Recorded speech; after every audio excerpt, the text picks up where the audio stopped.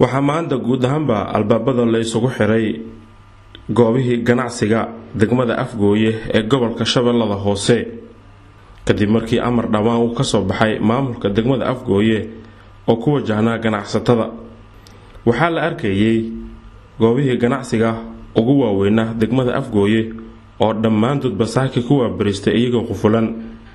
ganacsatada ayaa sheegay amarka maamulka in aysan qaadan karin, taasi oo ay ka doorbideen in aysan furin goobahooda ganacsiga.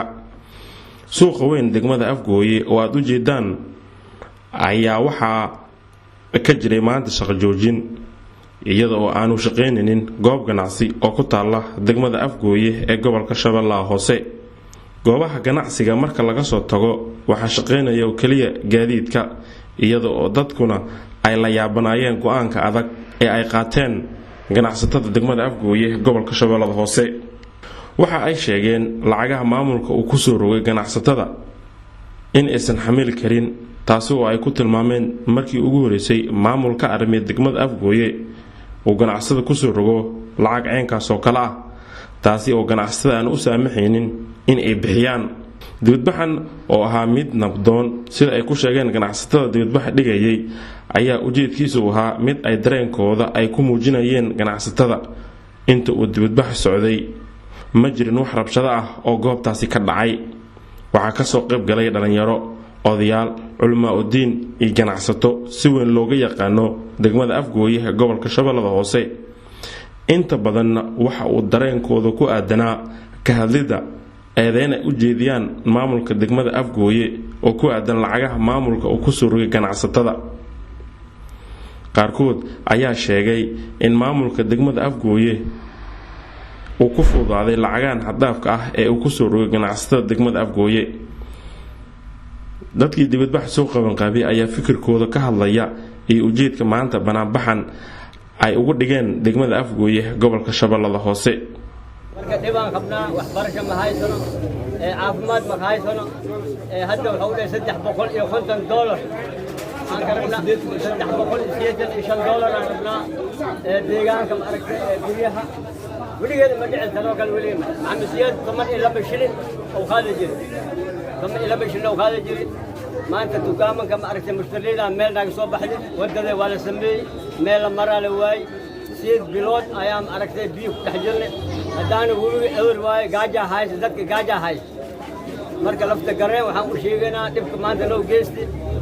waxaan ka codsaynaa caalamka, waxaan ka codsaynaa in ninkaan nalaga qabto ma aragtay gudoomiyaha degmada inuu markaan uu yimid maanta dhibka maarta uu wato dadaa wato hawshan dadaa wato.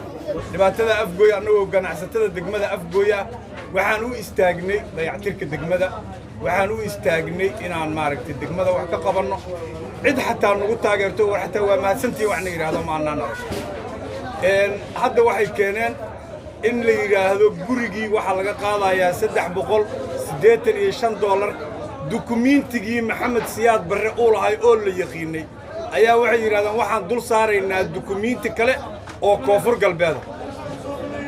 taasina waxa dhacday malaha oo adduunka waxa jira dukumiintiga la kor saaray in looga naxo damaanyaale waaye.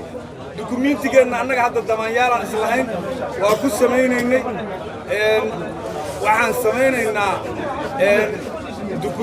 dukumiinti la kor saarayo annagu ma aanaan maqal mana aanaan arag.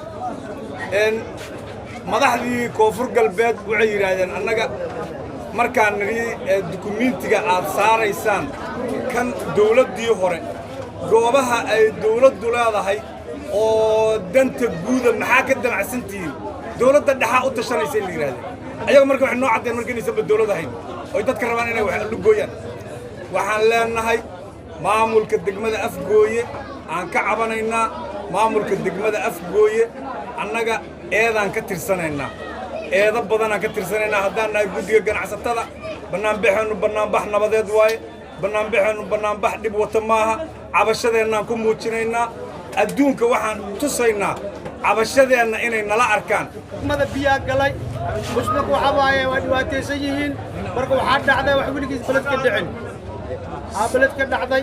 marka waxaan codsanaynaa insha Allah dhibkana la geystay اللي سيعد لو سو جوابه إلا لقى سو جوابه إلا لقى سو جوابه هنا أنا واحد شقة دمبه الله فراي مجرته شقة بيجوكسن تاي شعبوا كعسيين ويرين أفكوي كل قضاء لكم هذا فهمنا وهذه شيء إن شاء الله dadkana waxa maanta faraxdan loo jooga culumada akhyaarta nabadoonada kulli waxa baxaan loo sameeyay balan barxad nabadeed waaye laakiin dadkii waxay dul qaadan waayeen in wax oo baladku wiligiis ka dhicin in anaga noolagu qaaday oo baladkan ka dhacday insha Allah haddana balan baxaan insha Allah ma joogsan doono waa soconaa haduu ilaahay karaalna xiriiro aan la sameynay maamulka degmada Afgooye si uu uga warbixiyo eedeyntan loo soo jeedinayo ayay inoo suurtagelin in aan helno mas'uul ka tirsan maamulka degmada Afgooye dadka dibadbaxan soo qaban qaabiya ayaa sheegay ilaa jawaab rasmi ay ka helaan maalmaha soo socda in banaanbaxan uu ka socon doono gudaha degmada Afgooye ee gobolka Shabeellada Hoose